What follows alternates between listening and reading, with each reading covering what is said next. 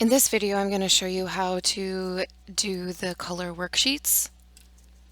We will be looking at the color wheel. We will also be looking at how to change tint, tone, and shade. I'm going to first separate my packet, and I'm going to set this one aside until I need it. So in my palette, I have white, the three primary colors, which is blue, red, and yellow, and I also have black. To begin, I'm going to start by just placing my primary colors where they are already labeled. So my blue goes here. Now in between each color, I must rinse off my brush, and I also must dry it off. So I have paper towels available for drying, and I also have a cup of water for rinsing. If I do not do that, all my colors become muddy and they will not be pure, and they'll look really, really bad in the end.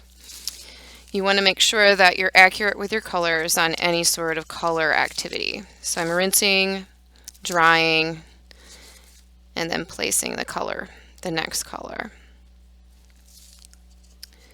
Alright, so we have our primary colors placed. Now we need to start mixing to create our secondary colors. And how you figure that out is you take the two colors that are like on the outside. So this is going to be green here. So I'm going to take blue and yellow and mix it together to make green. But I'm going to mix it in my palette. So I'm going to take a little bit of blue. Now I don't want to contaminate my yellow, so I'm going to rinse my brush and take some yellow. And I'm going to mix it together. Now you need to make sure that you get the right mixture. You have the right amount of blue with the right amount of yellow to make a nice green. So you may have to, I got lucky on that one. I feel like I made a nice green right off the bat, but you might have to add one more blue or more yellow to get a nice green. So I'm going to place my green there.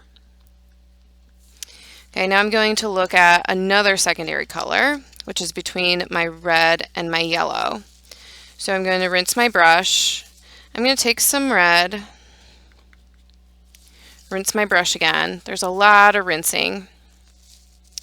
And take some yellow and mix those together. Again, I need a balance between my red and my yellow to make a nice orange. So I believe this doesn't look quite orange. It kind of looks like a red orange. So I'm going to rinse my brush again, take a little more yellow, and add it.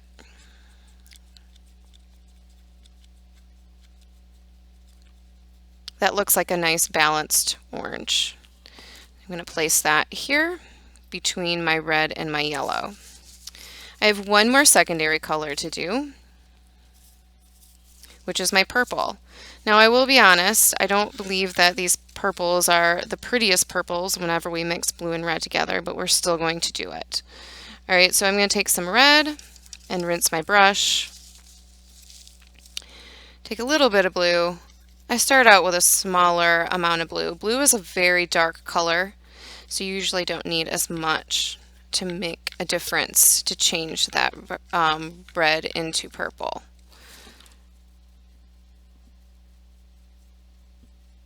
Alright, so I have my secondary colors. I know in the video that probably doesn't look too purple. It looks very black on my screen, but that is purple. Alright, now I did go outside my circle here. I'm not worried about it because this activity really is about making the colors the right colors and not necessarily staying in the lines. So now I have these circles that are in between my primary and secondary colors, and that's where I need to make my tertiary colors. So a tertiary color is where you take the secondary and the primary mixed together. So I'm going to take a little bit of that mixture I just made and put it in the center of my palette, and I'm going to add a little bit of blue to it. So this is going to be kind of a blue purple, but again I need to have that balance. So I'm going to make sure it looks like a good blue purple, and then I'm going to place it here. On the other side I have a red purple. So I'm going to take that same color, put it right here, and add a little bit of red to it. So it kind of makes a fuchsia-like color. All right, now I can move on to my greens. So I'm going to first make my blue-green. So I'm going to take a little bit of green and add some more blue to it.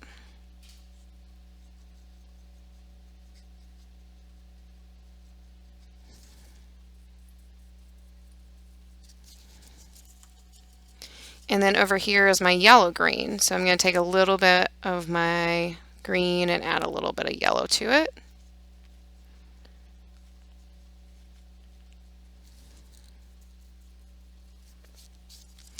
All right, I'm going to move on to my oranges. Now you start to run out of room a little bit on your palette.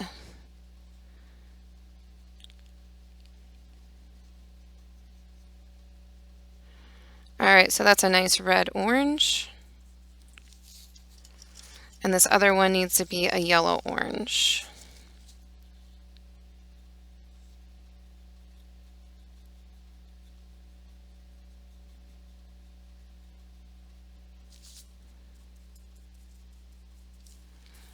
Okay, so that's a good color wheel right there. It shows you good color theory as far as mixing.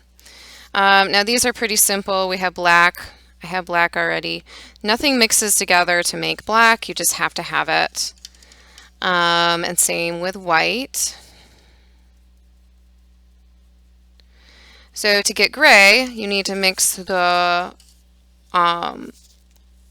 white and the black together. So I'm going to take a little bit of white and just a tiny bit of black to make a gray. All right, so brown.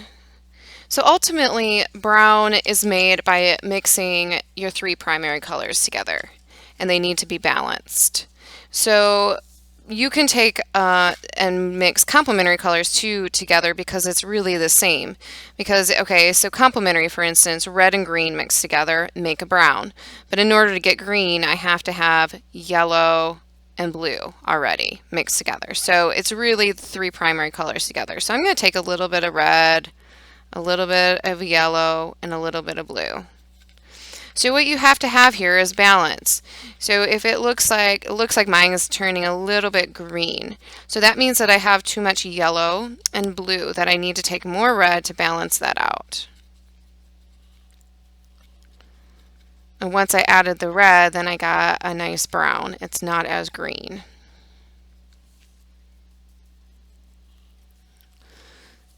Okay. So that's the front of our packet. So the next part is going to be looking at tint, tone, and shade. So look for the next video on the tint, tone, and shade part of the packet.